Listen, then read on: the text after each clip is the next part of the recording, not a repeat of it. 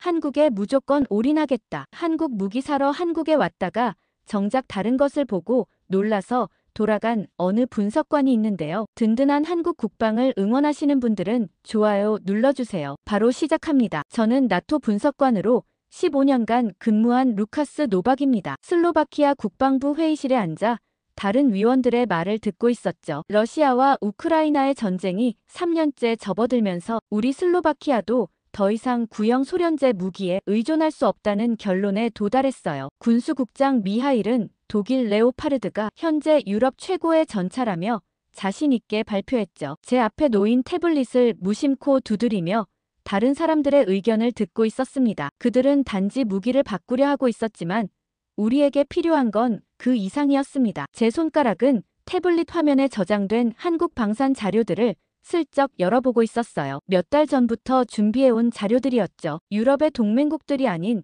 아시아의 국가를 고려한다는 건 분명 파격적인 제안이었습니다. 하지만 저는 확신이 있었어요. 실전에서의 효율성을 고려한다면 한국만큼 적합한 선택지는 없었죠. 국방장관이 갑자기 제 의견을 물었고 회의실이 조용해졌어요. 모든 시선이 저에게 집중됐죠. 마치 온몸에 서치라이트를 비춘 것 같은 기분이었습니다. 저는 태블릿을 내려놓고 천천히 목을 가다듬었습니다. 저는 새로운 무기만 도입한다면 우리가 같은 실수를 반복하게 될 거라고 말했어요. 우리는 단지 전차와 전투기를 바꾸는 게 아니라 방어 사고방식을 바꿔야 한다고 강조했습니다. 미하일이 제 말의 의미를 이해하지 못하고 인상을 찌푸렸어요. 회의실 공기가 무거워졌습니다. 저는 태블릿을 켜서 준비해둔 자료를 회의실 스크린에 띄웠습니다. K2 전차와 K9 자주포 그리고 FA-50 경공격기의 이미지가 나타났죠. 한국은 70년 넘게 실존하는 위협 앞에서 살아왔고 그들은 생존을 위해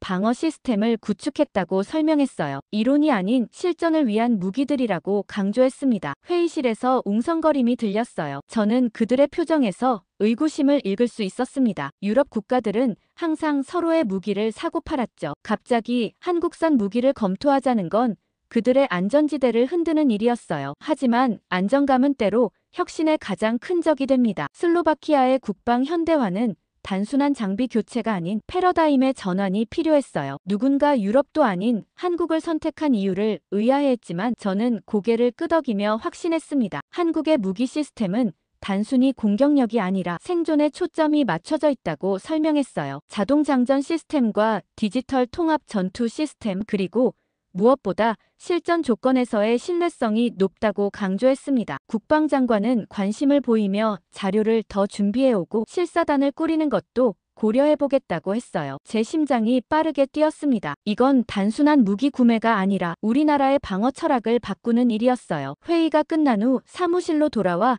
창밖을 바라봤습니다. 브라티슬라바의 오래된 성과 현대적인 빌딩들이 공존하는 풍경이 눈에 들어왔죠. 우리 군대도 이렇게 전통과 현대를 조화시켜야 했습니다. 일주일 후 국방부는 한국 방산 실사를 위한 대표단을 구성했고 제가 수석 대표로 선정됐어요. 비행기에 오르며 저는 이 여정이 단순한 무기 구매 그 이상의 의미를 가질 거라는 직감이 들었습니다. 그리고 그 직감은 정확했죠. 인천공항에 내리자마자 저는 한국방위사업청 인사들과 함께 바로 경기도 포천으로 향했습니다. 호텔에서 짐도 풀기 전에 현장을 보고 싶다고 고집했죠. 제 열정이 과하다고 생각하실지 모르지만 15년간의 나토 분석 경험상 무기는 카탈로그가 아닌 실전에서 평가해야 한다고 믿었어요. 차창 밖으로 스쳐 지나가는 서울의 풍경은 브라티슬라바와는 전혀 달랐습니다. 미래적인 건물들과 번화한 거리를 보며 왠지 모를 기대감이 생겼어요. 포천 훈련장은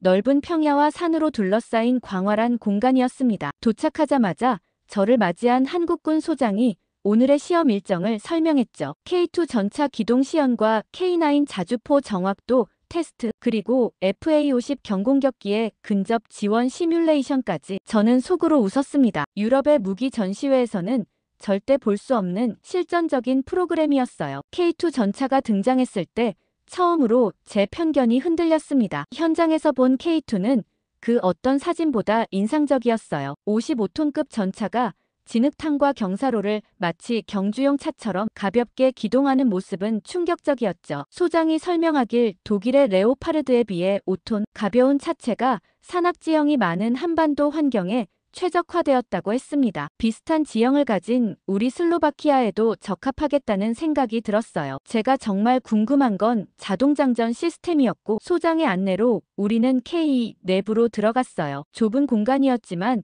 놀랍도록 효율적으로 설계되어 있었습니다. 자동장전 시스템이 작동하는 모습을 보며 저는 숨을 죽였어요. 분당 10발의 발사 속도는 유럽 전차들을 훨씬 능가했습니다. 더 놀라운 건 이 모든 기능이 단 3명의 승무원으로 운용된다는 점이었죠. 다음은 K9 자주포 시연이었습니다. 40km 떨어진 표적을 정확히 타격하는 모습에 제 눈을 의심했어요. 소장은 K9의 슈트앤스쿠트 능력을 강조했습니다. 발사 후 1분 내에 위치를 바꿀 수 있어 적의 대포 공격에서 생존율이 크게 높아진다고 했죠. 그 말을 들으며 저는 한국의 무기 개발 철학이 공격력이 아닌 생존에 초점을 맞추고 있다는 제 주장이 옳았음을 확신했습니다. 하늘에서 들려오는 엔진 소리에 고개를 들자 FA-50 경공격기가 저공 비행을 하고 있었어요. 가상의 지상 표적을 향해 정확한 공대지 미사일 발사 시뮬레이션을 보여주었습니다. 놀라운 건 조종사와 지상 통제소 간의 실시간 통신이었죠. 전장 상황이 변할 때 즉각적인 임무 변경이 가능했습니다. 시연이 끝난 후 저는 정비고로 안내받았어요. 거기서 또 하나의 놀라운 점을 발견했습니다. K2 전차의 파워팩이 40분 만에 교체되는 모습을 본 거죠. 유럽 전차들은 보통 이 작업에 최소 4시간이 걸렸습니다. 이건 전쟁에서 결정적인 차이를 만들어내는 요소였어요. 소장은 한국 무기들이 북한이라는 실존 위협에 대응하기 위해 실용성에 중점을 두고 개발되었다고 설명했어요. 전시 상황에서 신속한 정비와 수리 병력 보호 그리고 효율적인 화력 사용이 핵심이었습니다. 저는 메모장에 빠르게 필기하며 머릿속으로 슬로바키아의 방어 요건과 비교하고 있었어요. 처음 한국 무기를 주장했을 때는 예상했던 것보다 훨씬 더 높은 완성도에 오히려 당황스러웠습니다. 완벽주의자인 제가 놓친 부분이 있는 게 아닐까 의심이 들 정도였죠. 포천 훈련장의 흙먼지를 밟으며 저는 생각했습니다. 우리 슬로바키아에게 필요한 건 단순한 무기가 아니라 이런 실전적 사고방식과 시스템이었어요. 그리고 이제 막 시작된 제 한국 방문이 앞으로 더 많은 통찰을 가져다 줄 거라는 기대감에 가슴이 뛰었습니다. 포천 훈련장에서의 시연이 끝나자 한국 측에서 점심 식사를 하자고 제안했어요. 저는 무기 성능에 대한 질문이 산더미처럼 쌓여 있었지만 이미 오전부터 열심히 설명해준 소장의 배려에 감사히 수락했습니다. 호텔에서 예약한 고급 레스토랑이겠거니 생각했는데 소장은 웃으며 저를 부대 식당으로 안내했죠. 처음엔 약간 당황스러웠어요. 유럽에서는 해외 대표단을 위해 항상 고급 식사를 준비하니까요. 부대 식당으로 향하는 길 저는 또 다른 놀라운 광경을 목격했습니다. 훈련을 마친 병사들이 줄지어 세면장으로 향하고 있었어요. 유럽의 훈련장에서는 보기 힘든 광경이었죠. 병사들은 질서정연하게 손을 씻고 작은 거울 앞에서 머리를 정돈했습니다. 아무도 감시하지 않았는데도 모두가 스스로 개인 위생을 철저히 챙기고 있었어요. 소장은 이것이 일상적인 모습이라고 태연하게 말했습니다. 식당에 들어서자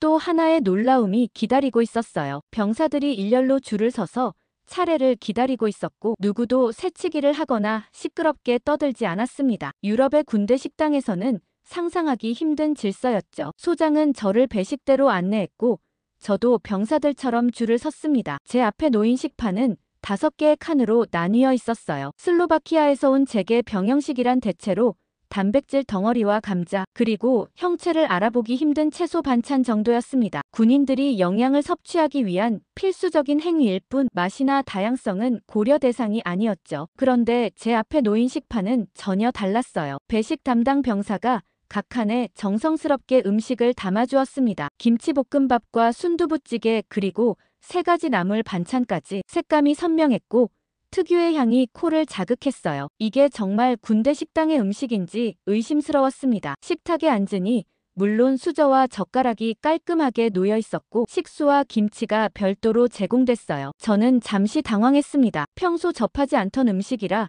어떻게 먹어야 할지 몰랐거든요. 소장이 웃으며 설명해 주었습니다. 순두부찌개는 뜨거우니 조심해야 하고 김치는 아삭하고 맵다고요. 그는 각 반찬의 영양소와 효능까지 친절하게 알려주었어요. 굳이 안내하지 않아도 될 정보였지만 그의 설명에는 자부심이 느껴졌습니다. 첫 숟가락을 뜨는 순간 저는 입안에 퍼지는 맛에 놀랐어요. 김치볶음밥은 고소하면서도 매콤했고 순두부찌개는 부드러우면서도 깊은 맛이 났습니다. 처음 접하는 한국 음식이었지만 입에 잘 맞았어요. 저는 무의식적으로 맛있다고 중얼거렸습니다. 소장은 미소를 지으며 고개를 끄덕였죠. 주변을 둘러보니 병사들이 묵묵히 식사하는 모습이 보였어요. 유럽 군대의 식사 시간처럼 시끄럽거나 혼란스럽지 않았습니다. 오히려 조용하고 질서 있게 진행되고 있었어요. 그들은 음식을 남기지 않기 위해 노력하는 듯했고 식사를 마친 병사들은 자발적으로 자신의 식판을 정리했습니다. 소장에게 이렇게 질 높은 식사가 매일 제공되는지 물었어요. 그는 당연하다는 듯이 답했습니다. 장병들의 건강과 사기를 위해 균형 잡힌 식단을 제공하는 것은 필수적인 요소라고요. 한 끼 식사지만 그 안에는 영양학적 고려와 함께 문화적 요소까지 담겨 있었습니다. 그 순간 저는 깨달았어요. 제가 지금 보고 있는 건 단순한 군대 급식이 아니라 하나의 시스템이었습니다. 총칼로 단련된 조직이 아닌 사람 중심의 체계가 이곳 군대의 바탕이었어요. 무기의 성능만큼이나 중요한 것이 병사들의 컨디션과 사기라는 철학이 식판에 담겨 있었습니다. 식사 중에 소장은 한국군의 급식 체계에 대해 더 설명해 주었어요. 매 끼니가 영양사에 의해 계획되고 계절과 훈련 강도에 따라 메뉴가 조정된다고 했습니다. 심지어 특별한 날에는 특식이 제공되기도 한다고요. 식사는 단순한 영양 공급이 아니라 군 생활의 중요한 부분으로 인식되고 있었어요. 식판을 비우며 저는 생각했습니다. 우리가 한국에서 배워야 할 것은 단지 무기 시스템만이 아니라 이런 사람 중심의 운영 철학이었어요. 저는 메모장을 꺼내 빠르게 메모를 남겼습니다. 군대의 힘은 무기에서 나오지 않는다. 사람에게서 나온다. 그리고 그 사람을 키우는 것은 바로 이런 일상의 디테일에 있었습니다. 식사를 마치고 나서도 제 머릿속에는 계속 궁금증이 맴돌았어요. 슬로바키아 군대에서는 상상할 수 없는 수준의 급식이었습니다. 소장에게 혹시 식당 관계자와 대화할 수 있는지 물었어요. 그가 웃으며 영양사를 불러주겠다고 했죠. 식판을 반납하고 잠시 기다리니 30대 중반으로 보이는 여성이 다가왔습니다. 군복이 아닌 깔끔한 위생복을 입고 있었어요. 영양사는 제게 부대 식당의 운영 체계를 설명해 주었습니다. 이곳의 식단은 단순히 배를 채우는 것이 아니라 장병들의 전투력 유지와 향상을 위해 설계된다고 했어요. 한 끼 식사에 놀라울 정도로 많은 고려사항이 있다는 사실이 믿기지 않았습니다. 저는 그녀에게 자세히 설명해달라고 부탁했어요. 영양사는 자신의 사무실로 저를 안내했습니다. 벽에는 주간 식단표와 영양소 차트가 빼곡히 붙어 있었어요. 컴퓨터 화면에는 복잡한 영양 분석 프로그램이 실행 중이었습니다. 그녀는 장병들의 하루 활동량과 계절별 소모 칼로리 그리고 훈련 강도에 따른 단백질 필요량까지 세밀하게 계산한다고 설명했어요. 심지어 정신적 스트레스와 면역력 강화까지 고려한다니 놀라웠습니다. 특히 인상적이었던 건 회복력에 대한 강조였어요. 영양사는 전투는 근육이 아니라 회복력에서 시작된다고 했습니다. 아무리 강한 전사라도 피로가 누적되고 영양이 부족하면 제 기량을 발휘할 수 없다는 거였죠. 슬로바키아 군대에서는 거의 고려하지 않던 관점이었어요. 한식의 특성에 대한 설명도 흥미로웠습니다. 영양사는 한국 전통 식단이 발효식품과 다양한 채소를 기반으로 하기 때문에 면역력 강화와 장내 건강에 좋다고 했어요. 김치는 프로바이오틱스의 보고이며 된장과 같은 발효식품은 항산화 효과가 있다고 설명했습니다. 이런 전통식품들이 현대 영양학적 지식과 결합되어 군 급식에 적용되고 있었어요. 제가 다양한 반찬의 이유를 물었더니 영양사는 단순한 식단 피로를 줄이기 위함이라고 했습니다. 같은 음식만 계속 먹으면 스트레스가 쌓이고 영양 불균형이 생길 수 있다고요. 다양한 색깔의 식품은 다양한 영양소를 의미하기도 하고 시각적 만족감도 주어 식사 자체가 스트레스 해소의 시간이 된다고 설명했어요. 계절에 따른 식단 변화도 체계적이었습니다. 여름에는 체온 조절과 수분 보충을 위한 식단, 겨울에는 체온 유지와 면역력 강화를 위한 식단이 제공된다고 했어요. 이런 세심한 배려가 장병들의 건강 상태와 직결된다는 통계 자료까지 보여주었습니다. 영양사는 컴퓨터에서 자료를 하나 꺼내 보여주었어요. 급식 만족도와 훈련 효율성의 상관관계를 보여주는 그래프였습니다. 급식 만족도가 높을수록 훈련 집중도와 성취도가 높아지는 명확한 상관관계가 보였어요. 그녀는 자랑스럽게 말했습니다. 전투력을 설계하려면 식판부터 설계해야 한다고요. 또 하나 인상적이었던 건 식자재 관리 시스템이었어요. 영양사는 지역 농가와 계약을 통해 신선한 식재료를 공급받는다고 했습니다. 이는 식품의 질을 보장할 뿐만 아니라 지역 경제 활성화에도 기여한다고요. 식자재 보관 방법과 위생 관리 기준도 민간 레스토랑 수준을 넘어서고 있었어요. 제가 궁금했던 건 예산 문제였습니다. 이런 고품질 식사를 매일 제공하려면 비용이 상당할 텐데 어떻게 관리하는지 물었어요. 영양사는 효율적인 식자재 관리와 계절 식품 활용, 그리고 무엇보다 식사의 중요성에 대한 국방부의 인식 덕분이라고 설명했습니다. 급식은 비용이 아닌 투자로 여겨진다고요. 사무실을 나오며 저는 생각했습니다. 우리가 한국에서 배워야 할 것은 단순히 무기가 아니었어요. 소장에게 돌아가 감사 인사를 전하며 제 머릿속에서는 이미 슬로바키아 국방부에 어떻게 이런 시스템의 중요성을 설득할지 구상하고 있었습니다. 단순한 무기 도입이 아닌 한국의 운영 철학과 시스템을 함께 가져가야 한다는 확신이 더욱 강해졌어요. 슬로바키아로 돌아오는 비행기에서 저는 보고서 초안을 작성했습니다. 한국에서 보고 느낀 것들을 어떻게 설명해야 할지 고민이 많았어요. 단순히 무기 성능 데이터만 나열한다면 제가 발견한 핵심을 전달할 수 없을 것 같았습니다. 저는 그래서 국방부 전략회의에서 쓸 프레젠테이션을 완전히 새로 구성했어요. 기술적 장점을 설명하는 슬라이드들 사이에 한국군의 운영 체계와 철학에 관한 내용을 추가했습니다. 브라티슬라바에 도착하자마자 국방부에서 긴급 전략회의가 소집됐어요. 유럽 방산업체들의 로비가 심해지고 있다는 소식이 들려왔습니다. 독일과 프랑스 그리고 스웨덴 모두 슬로바키아의 무기 현대화 사업에 큰 관심을 보이고 있었죠. 회의실에 들어서니 군 고위 장성들과 국방부 관계자들이 모여 있었습니다. 공기가 무거웠어요. 저는 침착하게 자리에 앉아 프레젠테이션을 준비했습니다. 첫 슬라이드부터 과감했어요. K2 전차와 FA-50 경공격기의 기술적 장점을 간략히 설명한 후 바로 본론으로 들어갔습니다. 한국산 무기는 그 자체로도 훌륭하지만 그들이 무기를 다루는 방식과 환경, 즉 시스템이 진짜 경쟁력이라고 강조했어요. 회의실에 조금 의아한 기색이 돌았습니다. 군 장성 하나가 무슨 이야기인지 모르겠다며 구체적으로 설명해달라고 요청했어요. 저는 그때를 기다렸다는 듯이 제 태블릿에서 사진 한 장을 꺼냈습니다. 부대 식당에서 찍은 한국군 식판 사진이었어요. 사진을 보여주며 이건 단순한 밥이 아니라 작전 단위의 컨디션 관리이자 문화라고 설명했습니다. 식단 하나에도 장병들의 활동량과 계절 그리고 훈련 강도 심지어 정신적 건강까지 고려된다고 말했어요. 체계적인 영양 관리가 전투력의 기반이 된다는 한국군의 접근 방식을 상세히 설명했습니다. 장군 하나가 비웃듯이 밥이 무슨 전략이냐며 의문을 제기했어요. 저는 그에게 직접 질문을 던졌습니다. 우리 슬로바키아 군대에서 급식 만족도가 몇 %인지, 그리고 그것이 사기와 훈련 효율성에 어떤 영향을 미치는지 연구한 적이 있는지 물었어요. 그는 대답하지 못했습니다. 저는 단호하게 말했습니다. 총이 군인을 움직이는 게 아니라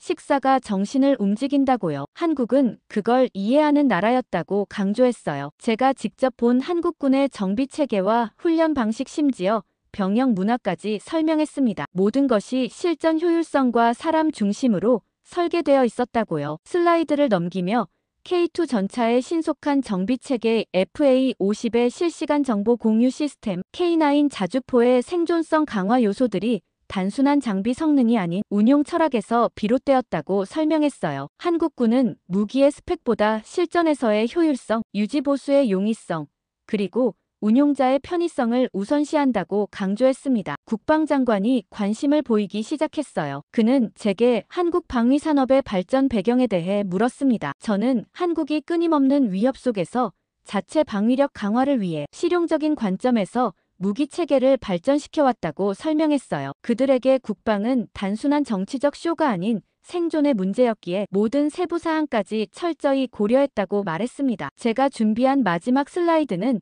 단순한 문장 하나였어요. 우리는 무기가 아닌 시스템을 도입해야 합니다. 저는 이 문장을 천천히 읽어 내려갔습니다. 한국산 무기의 도입은 단순히 하드웨어의 교체가 아니라 우리 군대의 운영 방식과 철학을 바꾸는 계기가 되어야 한다고 강조했어요. 회의가 끝난 후 국방장관이 저를 따로 불렀습니다. 그는 제 프레젠테이션이 매우 신선했다고 평가했어요. 특히 시스템의 중요성에 대한 부분이 인상적이었다고 했습니다. 그는 한국 방산 도입건을 더 적극적으로 검토해보겠다고 약속했어요. 사무실로 돌아오는 길에 저는 뿌듯함을 느꼈습니다. 아직 완전한 승리는 아니었지만 적어도 제 주장에 귀를 기울이기 시작했어요. 무기 도입이라는 표면적 논의를 넘어 더 근본적인 변화의 필요성을 인식시키는 첫 단계였습니다. 앞으로가 더 중요했죠. 유럽 방산업체들의 로비에 맞서 한국 시스템의 가치를 계속해서 증명해야 했으니까요. 창밖으로 브라티슬라바의 저녁 풍경을 바라보며 생각했습니다. 한국에서 보고 온 것들이 우리 군대의 미래를 바꿀 수 있을까요? 적어도 그 가능성의 씨앗은 오늘 뿌려졌다고 믿었어요. 제 보고서가 제출된 후 약 2주간 국방부 내부는 조용했습니다. 너무 조용해서 오히려 불안했어요. 그러다 어느 날 갑자기 미하일 군수국장이 제 사무실로 찾아왔죠. 그의 표정이 심상치 않았습니다. 독일과 프랑스 방산업체들이 대대적인 로비를 시작했다는 소식이었어요. 그들은 슬로바키아 고위 정치인들을 직접 만나고 막대한 기술 이전과 일자리 창출을 약속했다고 했습니다. 미하일의 말에 따르면 국방부 내에서도 의견이 나뉘고 있었어요. 군 고위층은 외교적 이유로 독일산 무기를 선호했습니다. 나토 동맹국인 독일과의 관계를 생각하면 당연한 선택이라는 논리였죠. 일부는 한국 무기가 유럽 환경에서 검증되지 않았다는 이유로 반대하기도 했습니다. 사실상 제 제안이 무산될 위기에 처한 거였어요. 저는 참을 수 없었습니다. 즉시 국방장관에게 면담을 요청했죠. 다행히 장관은 저를 만나주겠다고 했어요. 그날 밤 저는 새로운 자료를 준비했습니다. 한국 무기의 나토 표준 적합성과 유럽의 극한 환경 테스트 결과, 그리고 무엇보다 시스템의 가치를 더 명확히 보여줄 자료들이었어요. 다음 날 저는 국방부 회의실에서 열린 긴급위원회에 참석했습니다. 유럽 방산업체 대표들도 함께했어요. 그들은 매끄러운 프레젠테이션으로 자사 무기의 장점을 설명했습니다. 특히 독일 대표는 슬로바키아와 독일의 오랜 동맹 관계를 강조하며 감정적인 접근을 시도했어요. 회의장의 분위기가 점점 유럽 무기 쪽으로 기울고 있다고 느꼈습니다. 제 차례가 되자 저는 준비한 자료들을 펼쳤어요. 먼저 유럽 무기들의 장점을 인정했습니다. 그들의 기술력과 전통은 분명 훌륭했죠. 하지만 곧바로 핵심을 짚었어요. 우리가 단순히 무기를 바꾸자는 게 아니라 군대의 운영 방식 자체를 혁신하자는 것이라고 강조했습니다. 유럽 무기는 우리에게 익숙하지만 그것이 최선의 선택을 의미하진 않는다고 말했어요. 회의장이 조용해졌을 때 저는 모두가 잊은 주제를 다시 꺼냈습니다. 한국식 시스템의 가치에 대해 이야기했어요. 제 태블릿에서 미리 준비해둔 영상을 틀었습니다. 한국군 장병 인터뷰 영상이었어요. 젊은 병사 하나가 진지하게 말했습니다. 밥 한 끼가 진심이면 그날 훈련도 다르다고요. 저는 영상을 멈추고 말했습니다. 이것은 감성적 미화가 아니라 장병의 회복력과 집중력의 차이라고요. 철저한 데이터를 보여주었어요. 한국군의 영양 관리가 어떻게 병력의 체력과 정신력 향상으로 이어지는지, 그리고 그것이 궁극적으로 무기 운용의 효율성을 높이는지 설명했습니다. 유럽 대표들이 불편한 기색을 보였어요. 독일 대표는 영양 관리는 모든 군대가 하는 것이라며 반박했습니다. 저는 미소를 지으며 직접적인 질문을 던졌어요. 그들의 무기에 어떤 식사 지원 시스템이 포함되어 있는지, 장병들의 식단이 무기 운용 효율성에 미치는 영향을 어떻게 측정하는지 물었습니다. 당연히 그들은 대답하지 못했어요. 저는 계속해서 설명했습니다. 한국의 방산 시스템은 무기만 판매하는 것이 아니라 운용 환경과 정비 체계, 또 교육 훈련, 그리고 장병 관리 시스템까지 통합적으로 설계되어 있다고요. 특히 군 급식 시스템이 어떻게 전투력의 근간을 이루는지 자세히 설명했어요. 회의장의 분위기가 미묘하게 변하기 시작했습니다. 일부 장성들이 관심을 보이기 시작했어요. 특히 작전 참모부장은 제 설명에 깊이 공감한다는 표정이었습니다. 그는 과거 아프가니스탄 파병 당시 부대 급식 문제로 고생했던 경험을 떠올렸다고 했어요. 유럽 대표들은 서둘러 자신들도 포괄적인 지원 시스템을 제공할 수 있다고 주장했습니다. 하지만 그들의 말은 즉흥적이고 구체성이 떨어졌어요. 저는 그 틈을 놓치지 않았습니다. 한국 시스템의 구체적 사례들과 실제 운용 데이터를 추가로 보여주었어요. 회의가 끝나갈 무렵 국방장관은 깊은 생각에 잠긴 표정이었습니다. 그는 모든 의견을 듣고 신중하게 결정하겠다고 말했어요. 저는 마지막으로 정리했습니다. 우리가 도입하려는 것은 단순한 전차나 전투기가 아니라 생존과 승리를 위한 통합 시스템이라고요. 유럽의 무기를 선택하는 것이 외교적으로 쉬운 길일 수 있지만 실전에서의 효율성을 생각한다면 한국 시스템이 더 적합하다고 강조했습니다. 회의실을 나오며 저는 몇몇 장성들의 지지하는 눈빛을 받았어요. 아직 결정된 것은 없었지만 적어도 논의의 방향을 무기에서 시스템으로 바꾸는 데는 성공했다고 느꼈습니다. 그날 밤 저는 사무실에 남아 추가 자료를 준비했어요. 이 싸움은 아직 끝나지 않았습니다. 하지만 제 마음속에는 한국에서 본 장병들의 질서정연한 식사 장면과 영양사의 말이 계속 맴돌았어요. 전투력을 설계하려면 식판부터 설계해야 합니다. 위원회 회의 후 약 한 달간 국방부 내부에서 치열한 논쟁이 이어졌습니다. 저는 매일같이 추가 자료를 제출하고 개별 장성들을 만나 설득했어요. 특히 영양사로부터 받은 자료를 토대로 식단과 전투력의 상관관계에 관한 소책자까지 만들었습니다. 처음에는 의아해하던 사람들도 점차 관심을 보이기 시작했어요. 그러던 어느 날 아침 국방장관이 저를 불렀습니다. 결정이 내려졌다고 했어요. 슬로바키아는 한국과 방산 협력을 추진하기로 했다는 소식이었습니다. 그로부터 2주 후 저는 브라티슬라바 국방부 기자회견장에 서 있었어요. 한국 방위사업청장과 함께 슬로바키아와 한국 방산 협력 양해각서 체결식에 참석한 겁니다. 제 오랜 주장이 현실이 되는 순간이었죠. K2PL 전차 도입과 FA-50 경공격기 구매 그리고 K9 자주포 기술 이전까지 계약 규모만 해도 50억 유로에 달했어요. 한국 측 대표단의 얼굴에는 미소가 가득했습니다. 기자회견이 시작됐어요. 국방장관이 계약의 기본 내용을 설명한 후 저에게 구체적인 협력 계획에 대해 발표할 기회를 주었습니다. 저는 한국 무기 시스템의 기술적 우수성에 대해 간략히 언급한 후 무기 이외의 추가적인 협력 사항으로 넘어갔어요. 예상대로 기자들의 첫 질문은 비용 대비 효과에 관한 것이었습니다. 유럽산 무기보다 한국산을 선택한 이유가 단순히 가격 때문이냐는 질문이었죠. 저는 이 질문을 기다렸다는 듯이 미소 지었어요. 가격도 중요한 요소였지만 결정적 이유는 시스템적 접근에 있다고 설명했습니다. 그리고 기자들을 놀라게 할 발표를 했어요. 우리는 군 급식 시스템까지 도입할 예정이라고요. 기자실이 웅성거리기 시작했습니다. 일부는 의아한 표정이었고 심지어 몇몇은 살짝 웃음을 참는 듯 했어요. 저는 차분하게 설명을 이어갔습니다. 한국식 급식은 단순한 식단이 아니라 자율성과 영양 그리고 정신 건강까지 고려한 전투 지원 시스템이라고요. 우리는 병영 문화 전환까지 한국식 모델을 실험하게 될 것이라고 강조했습니다. 한 기자가 의아해하며 물었어요. 왜 군 현대화 프로젝트에 급식 시스템까지 포함시켰냐고요. 저는 준비해온 태블릿을 들어 보여주었습니다. 한국 부대 식당에서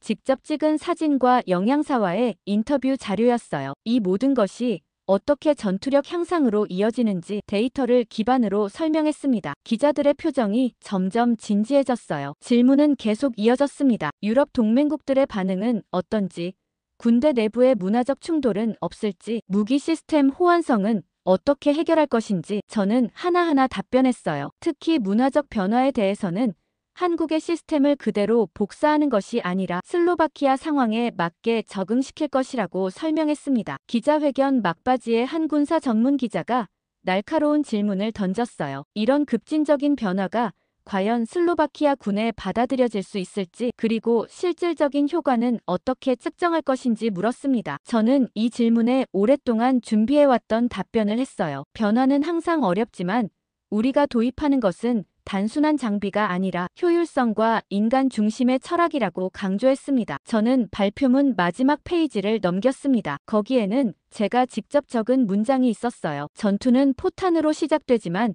끝은 식탁에서 결정된다. 이 문장을 천천히 읽어내려갔습니다. 군인의 건강과 사기, 그리고 회복력이 전쟁의 승패를 가르는 핵심 요소라는 설명을 덧붙였어요. 기자회견이 끝난 후 한국 대표단 수석이 다가와 악수를 청했습니다. 그는 제 발표에 깊은 인상을 받았다고 했어요. 특히 식사 시스템의 중요성을 강조한 부분이 인상적이었다고 했습니다. 그들도 사실 무기 판매에만 초점을 맞추다가 제 관점을 듣고 통합적 시스템 전수의 중요성을 재인식했다고 말했어요. 국방부로 돌아오는 차 안에서 저는 한국 방문을 떠올렸습니다. 특히 부대 식당에서 질서정연하게 줄을 서고 식사에 집중하던 장병들의 모습이 선명히 떠올랐어요. 그때는 몰랐지만 그 순간이 제 인생의 방향을 바꿨던 것 같습니다. 무기는 도구일 뿐 그것을 운용하는 사람과 시스템이 진정한 힘이라는 깨달음을 얻었으니까요. 사무실에 돌아와 이메일을 확인하니 벌써 다양한 반응이 도착해 있었습니다. 일부 군 간부들은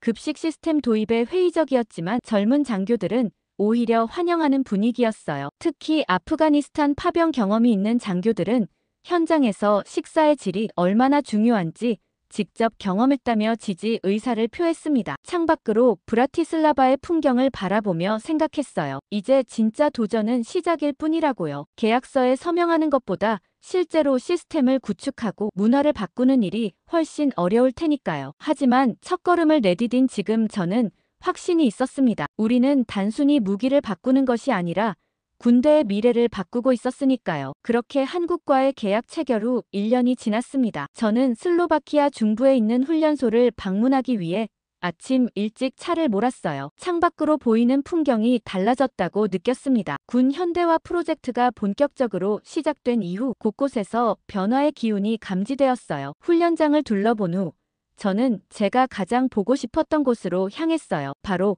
새롭게 개편된 군의 식당이었습니다. 건물 외관은 그대로였지만 내부는 완전히 달라져 있었어요. 입구에는 건강한 군대는 식탁에서부터라는 문구가 슬로바키아어로 적혀 있었습니다. 한국에서 본 그 문구를 그대로 가져온 것이었죠. 식당 안으로 들어서자 질서정연한 모습이 눈에 들어왔어요. 군복 입은 청년들이 조용히 줄을 서고 위생을 챙기는 모습이 한국에서 본 광경과 매우 비슷했습니다. 물론 아직 완벽하진 않았어요. 여기저기서 웃음소리도 들리고 전형적인 슬로바키아 병영 문화의 흔적도 보였습니다. 하지만 분명 변화는 시작되고 있었어요. 배식대에 다가가니 가장 눈에 띄는 변화가 있었습니다. 식판이 한국식으로 바뀌어 있었어요. 여러 칸으로 나뉜 스테인리스 식판에 다양한 음식이 담겨 있었습니다. 그리고 식당 한쪽 벽에는 특별한 인증서가 걸려 있었어요. 한국에서 교육을 받고 온 영양사의 인증서였습니다. 지휘관은 자랑스럽게 설명했어요. 우리 군 영양사 3명이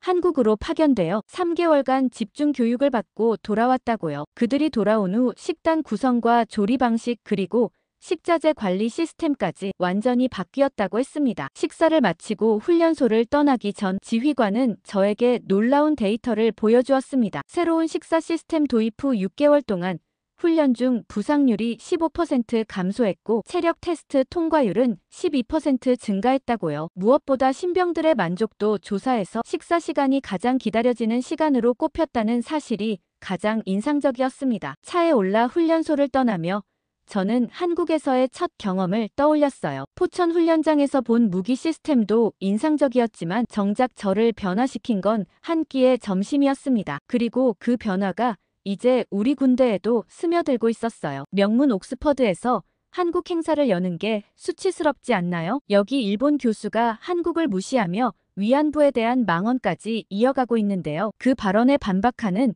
한국계 옥스퍼드 교수 발언에 모두 박수를 치고 있습니다. 어떤 사연인지 바로 들어보겠습니다. 안녕하세요. 저는 옥스포드 대학교의 언어학 교수 아델입니다. 얼마 전 BBC에서 교내 촬영을 와서 아주 난리가 난 적이 있었어요. 그게 바로 한국문학 페스티벌 때문이었죠. 아시는 분은 아실 것 같은데 우리 대학교가 영국 전체에 미치는 영향력은 그야말로 어마어마하다고 볼 수 있어요. 역대 수많은 총리들을 배출했고 노벨상 수상자도 많죠. 그렇기 때문에 명문대 그 이상의 역할을 하고 있는 곳이에요. 그런 옥스퍼드에서 한국문학 페스티벌을 열었다니 취재를 올만도 했죠. 사실 저는 처음에 한국 문학에 별로 관심이 없었어요. 학생들이 한국어에 관심을 많이 가지고 있다는 건 알고 있었지만 그저 지나가는 유행일 거라 생각했거든요. 그런데 어느 순간 갑자기 한국어를 배우고자 하는 학생들의 수가 기하급수적으로 늘어나더라고요. 저는 도대체 왜 이렇게 한국어에 열광하는지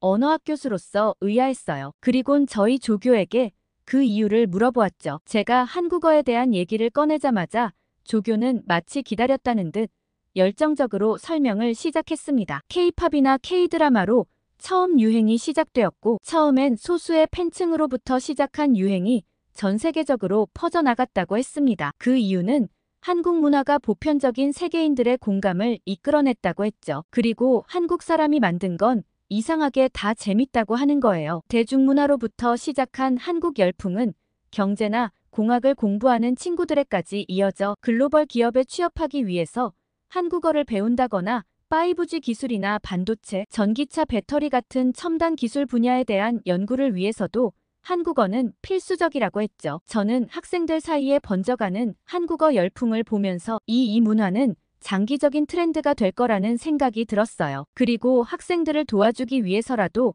학교에서 한국어 관련 프로그램이나 행사가 필요하다는 생각이 들었죠. 학과장님을 비롯해 언어학과 교수님들과 주간 회의를 할 때 이런 제 생각을 말씀드렸고 학과장님께서는 이미 고민을 하고 있다고 하시더라고요. 아시아 언어를 담당하는 교수님께서는 일본어와 중국어에 대한 유행이 시들해서 강사들 일자리도 걱정이라는 얘기까지 하셨죠. 반면 한국어는 우리 학교 말고도 수요가 너무 많아 한국어 강사 구하기가 하늘의 별 따기라고 하셨어요. 그 말을 듣고 학과장님께서는 한국어에 대한 관심이 이렇게 높으니 단순히 한국어 강좌 개설 말고 학생들을 위해 좀 더 재밌는 이벤트를 하면 좋겠다고 말씀하셨죠. 그때 저는 번뜩 문학과 교수님의 도움을 받아 한국 문학을 소개하는 페스티벌을 해보면 어떨까 싶었습니다. 단순히 문학 작품을 소개하는 것이 아니라 선정된 책을 여러 언어로 번역해 학생들이 쉽게 접근할 수 있도록 하면 좋겠다는 생각이 들었어요. 이런 과정을 거치면 한국 문화와 역사에 대한 이해도 높일 수 있다고 생각했죠. 그러자 갑자기 일본인 히로시 교수님이 굳이 한국만 그렇게 특혜를 줄 필요가 있냐고 하셨어요. 할 거면 그냥 아시아 문학 페스티벌로 하는 게 더 의미 있을 것 같다고 했죠. 저는 히로시 교수님의 말씀에 꼼짝도 못했어요. 워낙 연세도 많으시고 권위 있는 분이라 뭐라 말씀을 드려야 할지 몰랐어요. 그러자 학과장님께선 학생들의 수요로 보면 한국어에 대한 수요가 압도적이니 한국 문학을 하는 게 좋다고 딱 잘라 말씀하셨고 히로시 교수님은 언짢으신지 뒤에 출판사와 외부 미팅이 있어 먼저 일어난다고 하셨습니다. 강의장 분위기가 싸해졌지만 학과장님은 학생들을 위한다면 이 방향이 맞다고 생각하신다며 문학과 교수님들께 도서를 추천받고 내부적으로 선정을 한번 해보자고 얘기하시며 회의가 끝났어요. 페스티벌을 위한 책을 고르는 건 정말 어려웠습니다. 문학과 교수님들께서 도움을 주셔서 몇 권을 추려낼 수 있었지만 현대 소설부터 고전 문학까지 다양한 장르의 책들이 후보로 선정되었거든요. 교수님들 사이에서도 때로는 의견 충돌로 회의가 길어지기도 했지만 우여곡절 끝에 최종 후보작 5편을 선정했어요. 그 중에서도 저 멀리 빛나는 별을 향해라는 소설이 가장 유력한 후보였습니다. 이 책은 한국의 근현대사를 배경으로 위안부 문제를 다루고 있었는데 위안부 여성의 일생을 통해 인간의 존엄성과 희망에 대해 이야기하고 있었죠. 한창 회의가 진행되던 와중 히로시 교수님이 갑자기 회의실에 들어와 언성을 높이셨어요. 그 책이 페스티벌 도서로 선정되는 건 결사반대라고 하셨죠. 교수님은 이 책은 역사적 사실을 왜곡하고 있다고 하셨어요. 한국 위안부 문제는 단순한 매춘의 일종이었을 뿐 일본 정부의 강제성은 없었다는 말을 덧붙이셨습니다. 순식간에 회의실은 얼어붙었고 모두가 놀란 표정으로 히로시 교수님을 바라보고 있었어요. 저는 순간 귀를 의심했어요. 어떻게 이런 주장을 할 수 있는 걸까요? 히로시 교수님은 계속해서 말을 이어갔습니다. 연구 결과로도 나왔다며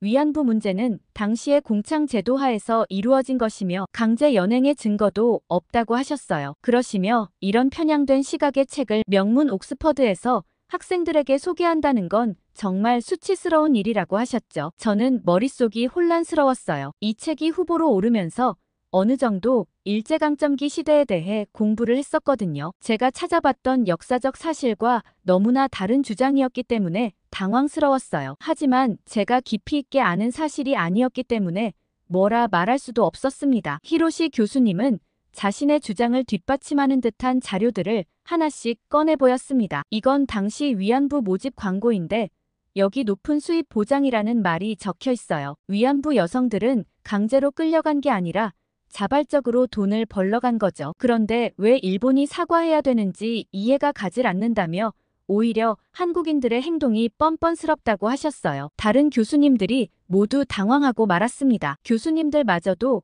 일부는 히로시 교수님 말씀에 동조하는 사람과 반대하는 사람들로 나뉘었고 저는 어떤 선택을 해야 할지 헷갈렸어요. 머릿속이 너무 혼란스러웠거든요. 지금까지 알고 있던 역사적 사실과 히로시 교수님의 주장 사이에서 갈등하고 있었죠. 회의는 흐지부지하게 마무리되었고 회의가 끝나고 연구실로 돌아온 저는 밤늦게까지 관련 자료들을 찾아보았습니다. 히로시 교수님이 제시한 자료들도 다시 검토해보고 다른 역사학자들의 연구 결과도 살펴보았어요. 그러면서 점점 더 혼란스러워졌습니다. 일본 측에서 제시한 자료들에 따르면 정말 히로시 교수님 말씀이 맞는 것 같았거든요. 하지만 동시에 히로시 교수님의 주장에도 뭔가 석연치 않은 점들이 보였습니다. 이 때문에 며칠 동안 잠도 제대로 자지 못하고 고민했습니다. 이 책을 정말 페스티벌 주제로 선정해도 되는 건지 아니면 그냥 후보에서 탈락시키고 다른 작품을 선정해야 할지 깊은 생각에 잠겼어요. 그러던 어느 날 우연히 도서관에서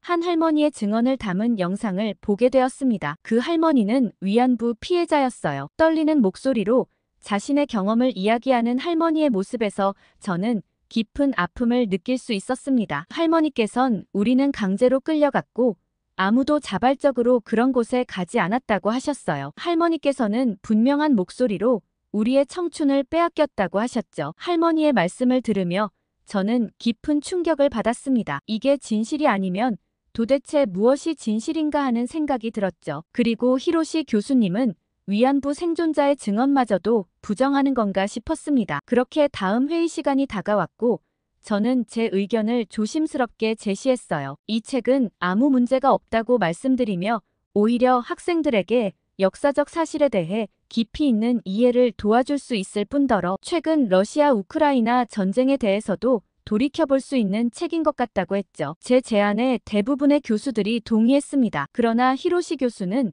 증거자료를 보고도 그런 말을 하나며 대노하셨죠. 그때였어요. 조용히 앉아있던 제이슨 김 교수가 천천히 일어섰습니다. 제이슨 교수님은 저와 또래로 꽤 젊은 편인데 다른 연구로 참석이 어려웠다가 이번 회의부터 참가하기로 한 교수님이었습니다. 평소 말수가 적고 조용한 성격이라 저도 가끔 인사 한두 번 한 게 전부였어요. 주목을 받는 것도 싫어하시던 분이 자리에서 일어나자 모두의 시선이 그에게 쏠렸습니다. 제이슨 교수님은 몇 가지 짚고 넘어가야 할 점이 있다고 얘기하셨어요. 평소의 조용한 모습과는 사뭇 다른 모습에 놀라움을 감출 수 없었습니다. 제이슨 교수님은 먼저 위안부 문제를 단순히 매춘으로 치부하는 것은 역사적 사실을 왜곡하는 것이라며 수많은 증언과 문서들이 이를 뒷받침하고 있다고 하셨어요. 1993년 일본 정부가 발표한 고노 담화를 보면 일본군이 직접 위안소 설치와 관리에 관여했다는 사실을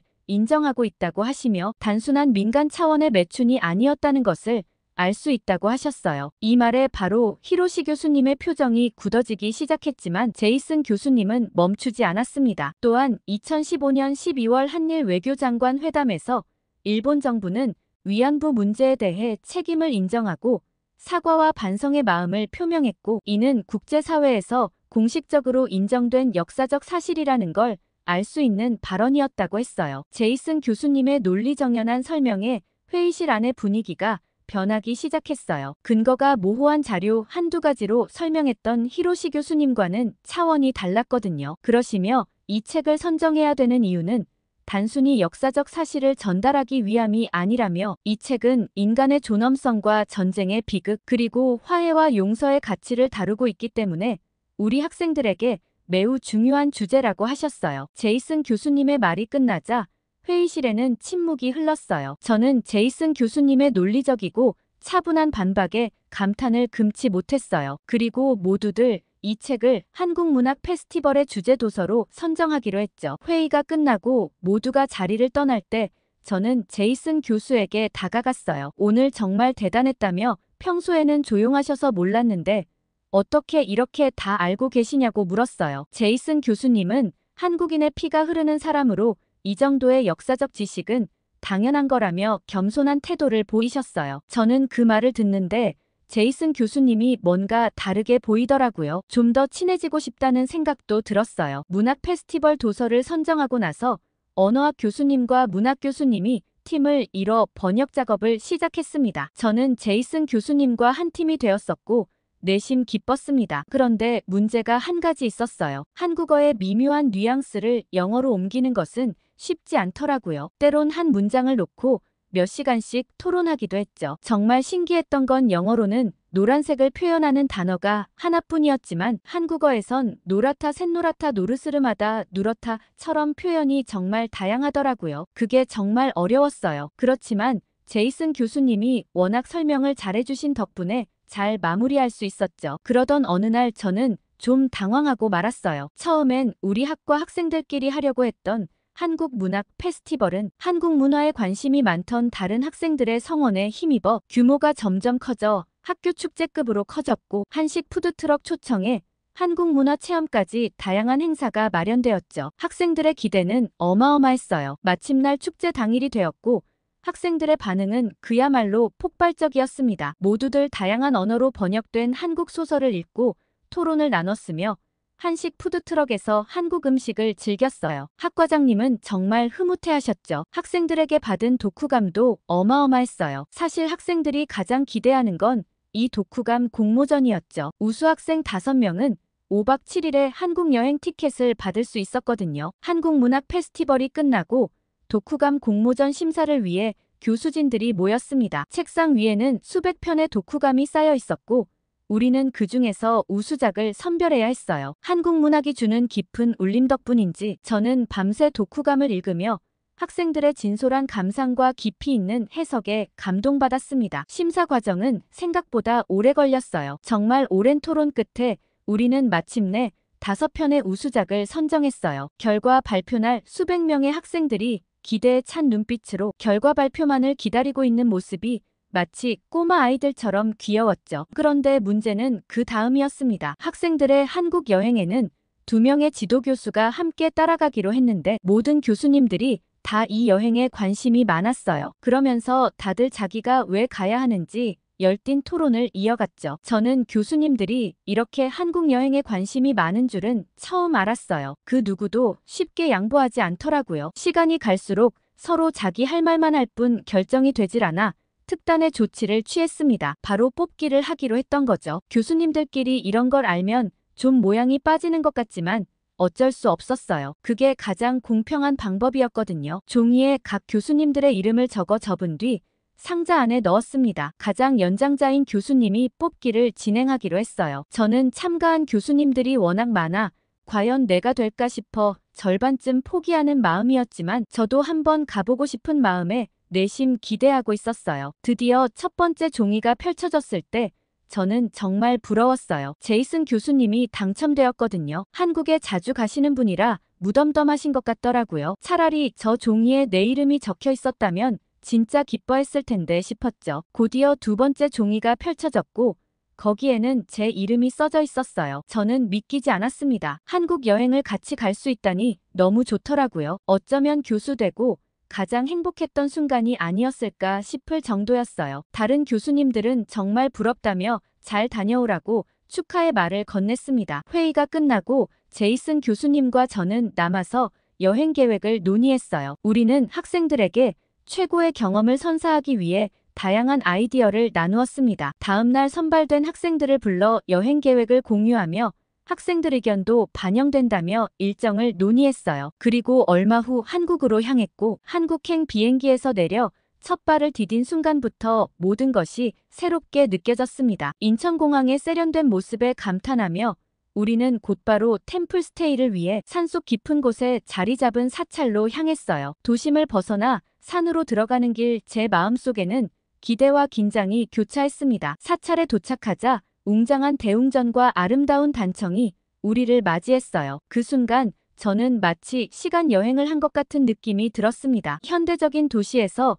불과 몇 시간 만에 수백 년의 역사를 품은 공간으로 들어온 거죠. 스님의 안내로 일정이 시작되었고 첫 번째로 108배를 하게 되었어요. 학생들은 약간 당황한 눈치였어요. 처음에는 단순히 절을 반복하는 것에 불과하다고 생각하며 힘들어했지만 시간이 지날수록 몸과 마음이 하나가 되는 듯한 묘한 경험을 하게 되었습니다. 학생들은 땀이 비오듯 흘렀지만 신기하게 마음이 점점 더 평온해진다며 너무 좋은 경험이었다고 했어요. 다들 저마다의 소원을 빌며 108배를 했죠. 그리고 저녁 시간엔 차 명상 시간이 있었습니다. 스님께서 차를 우리는 방법부터 마시는 방법까지 하나하나 설명해 주셨어요. 그러던 중 갑자기 제 찻잔이 넘어지고 말았고 순간 제이슨 교수님이 괜찮냐며 불이 나게 달려왔어요. 그리고는 제 손을 잡으며 데인 곳은 없냐며 걱정하는데 학생들의 묘한 시선이 느껴졌습니다. 저는 제이슨 교수님의 손을 뿌리치며 괜찮다고 얘기하고는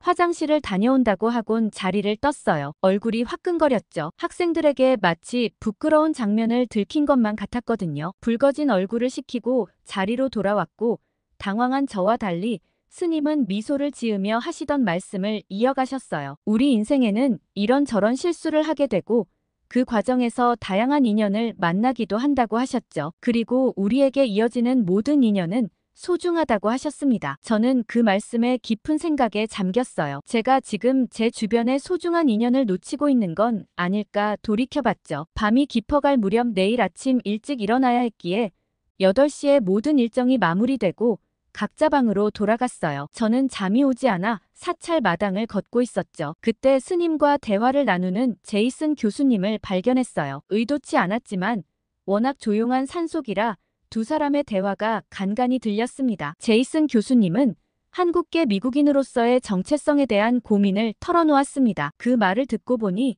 그럴 수도 있겠다는 생각이 들었죠. 어렸을 땐 혼혈이라는 이유로 놀림을 많이 받았다는 얘기에 괜히 마음이 가더라고요. 그리고 그에게 좀 더 잘해주고 싶은 생각이 들었어요. 다음 날 새벽 목탁 소리에 잠에서 깼습니다. 어둠 속에서 예불을 드리는 동안 묘한 평화로움이 몸을 감쌌어요. 예불이 끝나고 동이틀 무렵 함께 온 학생 제이미와 사찰 뒤편 산책로를 거닐었습니다. 제이미는 솔직히 절에 온다길래 인터넷에서 찾아보고 굉장히 실망했다는 말을 털어놓았어요. 그런데 도심 속 이렇게 고요한 공간에서 하루를 보내보는 게 정말 소중한 경험이 된 것 같다고 했죠. 그러면서 한국은 정말 놀라운 나라인 것 같다고 했어요. 이때까지 K-팝과 드라마를 보고 느낀 한국은 그야말로 화려한 나라였는데 그 나라의 한편에는 이런 문화가 있다는 게 신기하다고 했죠. 그러면서 한국 사람들은 오히려 유행을 쫓는 게 아니라 가슴 깊은 곳에서 나오는 문화의 저력이 있는 거 아닐까 하는 생각을 하게 되었다고 하더라고요. 그러면서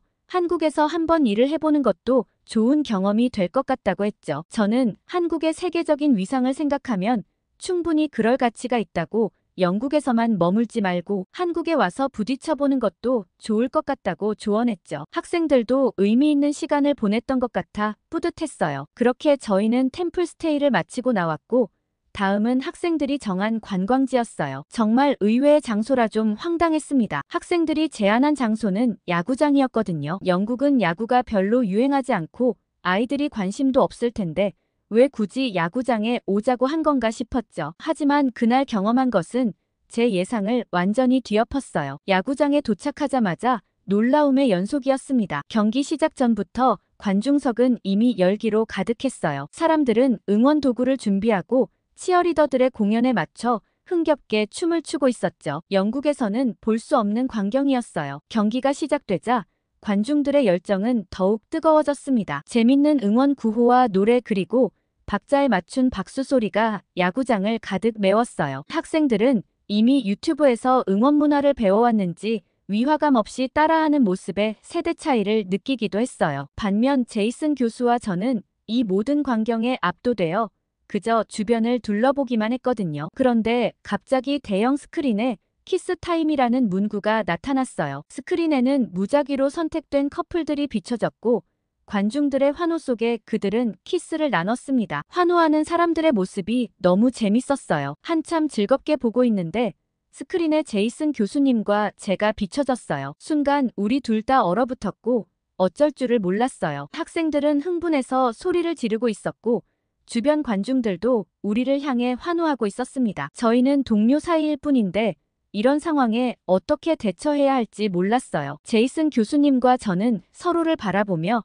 어색하게 웃음 지었죠. 그 순간 저는 제이슨 교수의 눈에서 당혹감과 함께 뭔가 다른 감정을 읽은 것 같았어요. 다행히 카메라는 곧 다른 커플로 넘어갔습니다. 하지만 그 짧은 순간이 우리 사이에 미묘한 긴장감을 남겼어요. 학생들은 계속해서 우리를 놀렸죠. 이 사건 이후로 제이슨 교수와 저는 서로를 대하는 태도가 조금씩 달라졌어요. 뭔가 말로 표현하기 어려운 분위기가 우리 사이에 생겼달까요? 그래도 우리는 곧 다시 경기에 집중했습니다. 한국 야구의 독특한 문화는 계속해서 우리를 놀라게 했어요. 중간중간 치어리더들의 공연과 다양한 응원 도구 그리고 관중들이 함께 즐기는 치맥 문화까지 모든 것이 신선하고 흥미로웠습니다. 특히 인상 깊었던 건 패배하는 팀을 향한 관중들의 태도였어요. 점수 차이가 벌어져도 끝까지 열정적으로 응원하는 모습이 감동적이었죠. 다른 나라에서는 보기 힘든 광경이었어요. 경기가 끝나고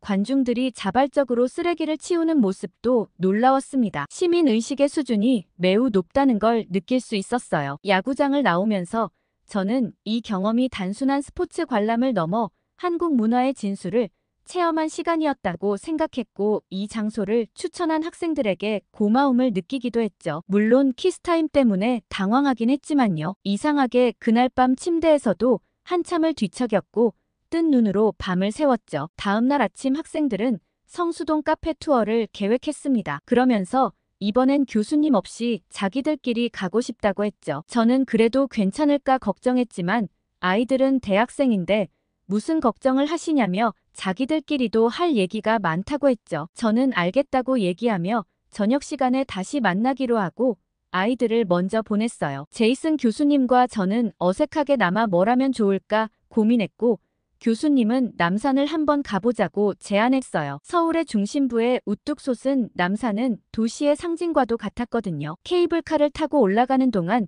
우리는 점점 작아지는 도시를 내려다보며 감탄했어요. 정상에 도착하자 서울의 파노라마 뷰가 우리를 맞이했습니다. 탁 트인 전망대에서 서울을 바라보는데 속이 시원하더라고요. 그렇게 전망대를 구경하는데 제 눈에 특이한 게 한 가지 보였어요. 수많은 자물쇠가 걸린 펜스를 발견했거든요. 연인들이 사랑을 맹세하며 걸어둔 하트 자물쇠였죠. 우리는 호기심에 자물쇠들을 살펴보았고 각각의 자물쇠에 새겨진 사랑의 메시지들을 읽어내려갔습니다. 그때 제이슨 교수님이 제게 우리도 하나 걸어볼까요? 라고 얘기했어요. 소원을 걸면 어떻냐고 제안했죠. 저도 모르게 고개를 끄덕였고 제이슨 교수님은 근처 가게에서 자물쇠를 사서 돌아왔어요. 그런데 손에 자물쇠가 하나더라고요. 재고가 없어서 하나만 사왔다고 했는데 기분이 묘했어요. 하트 자물쇠에 각각의 소원을 적는다니 마치 연인 같았거든요. 제이슨 교수가 먼저 펜을 들어 무언가를 썼고 저도 뒤이어 제 마음을 적었어요. 그리고 우리는 함께 자물쇠를 펜스에 걸었습니다. 문득 제이슨 교수가 입을 열었습니다. 이번 여행이 끝나고 나면 어떤 계획이 있냐고 물었어요. 저는 잠시 생각에 잠겼다가 대답했습니다. 한국과 관련된 연구를 더 해보고 싶다고요. 제이슨 교수님도 비슷한 생각을 하고 있었다고 했어요. 함께 연구를 하면 좋겠다고 제안하셨죠. 그날 밤 호텔방으로 돌아와 짐을 싸면서 저는 이번 여행이 제 인생의 전환점이 될 것 같다는 예감이 들었어요. 한국이라는 나라 그리고 제이슨 교수와의 관계가 제 미래에 어떤 영향을 미칠지 궁금해졌습니다. 다음 날 아침 공항으로 향하는 버스 안에서 제이슨 교수와 저는 눈빛을 교환했어요. 그 눈빛 속에는 말로 표현하지 않은 많은 것들이 담겨 있었습니다. 이번 여행이 끝이 아니라 새로운 시작이 될 것이라는 암묵적인 약속 같은 것이었죠. 비행기에 오르면서 저는 남산에 걸어둔 우리의 자물쇠를 떠올렸어요. 그 자물쇠처럼